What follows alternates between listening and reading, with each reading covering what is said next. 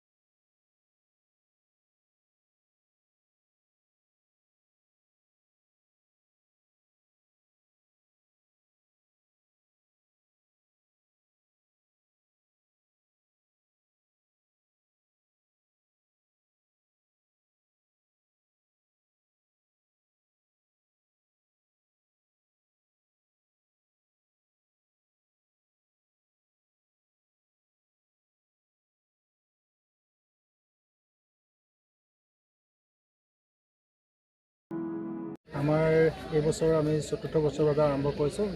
এইবাৰ বতৰৰ পৰিপ্ৰেক্ষিতত কিছু পলম হৈছে, যিহেতু তুলনামূলকভাৱে আগতকৈ এইবাৰ অসমত বৰষুণৰ পৰিমাণ যথেষ্ট বৃদ্ধি পালে। সেইবাবে আমাৰ খেলখন অনুষ্ঠিত কৰাটো অলপমান দিন পলম হ'ল। তথাপিতো আমাৰ ব্ৰহ্মপুত্ৰ কাপৰ যিসকল অনুৰাগী আছে, শুভাকাংক্ষী আছে, সকলোৰে আহ্বানৰ প্ৰতি সঁহাৰি জনাই এইবাৰ আমি পলমকৈ হ'লেও ব্ৰহ্মপুত্ৰ কাপ 2024 অনুষ্ঠিত কৰিছোঁ। আৰু আজি প্ৰথমখন মেচ ইতিমধ্যে উদ্বোধন হৈছে। মাজুলী কালচাৰেল ইউনিভাৰ্চিটি আৰু নাহিদ 11 দলৰ মাজত অনুষ্ঠিত হৈছে। আমি আশা কৰিছোঁ আমাৰ পৰৱৰ্তী খেলসমূহতো আমাৰ আজি যিদৰে দৰ্শকসকল আহিছে, ইয়াতকৈ বেছি বিগত বৰ্ষসমূহৰ দৰে যিসকল আমাৰ ক্ৰীড়া অনুৰাগী আছে, ক্ৰিকেট অনুৰাগী আছে, আৰম্ভ হৈছে। আজি উদ্বোধনী খেলখন মাজুলী সাংস্কৃতিক বিশ্ববিদ্যালয় বনাম নাহিদ 11 মাজত অনুষ্ঠিত হ'ব। মই এটা কথা অতি সুন্দৰ পৰিৱেশ ইয়াত দেখা পাইছোঁ, এই কথাটো ক'বই লাগিব। এই কমলাবাৰী ঘাটত এক প্ৰাকৃতিক পৰিৱেশত, এক সুন্দৰ পৰিৱেশত যুৱক সংঘৰ উদ্যোক্তাসকলে ইমান কষ্ট কৰি এখন খেল ইয়াত অনুষ্ঠিত কৰিছে।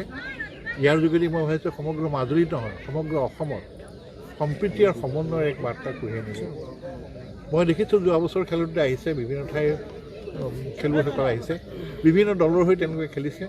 যাবৰ সময়ত এক সুন্দৰ মনলৈ তেওঁলোক ঘূৰি গৈছে, তেওঁলোকৰ লগত মই ভালো পাতিছোঁ। গতিকে এইটোৱে আমাৰ এতিয়া আটাইতকৈ প্ৰয়োজনীয় কথা। অসম বা ভাৰতবৰ্ষৰ বৰ্তমান সময়ত সামাজিক যিটো পৰিৱেশ, এই সামাজিক পৰিৱেশত শান্তি বিৰাজ কৰিবলৈ হ'লে আমি উঠি অহা নতুন প্ৰজন্মৰ মাজত আমাৰ শান্তি আৰু পৰিৱেশ বিৰাজ কৰি ৰাখিব লাগিব। আৰু এই খেলখনে, ক্ৰিকেট খেলখনে এটা শক্তিশালী মাধ্যম বুলি মই গণ্য কৰোঁ। মই আশা কৰিছোঁ যে আমিও বৈভৱ সূৰ্য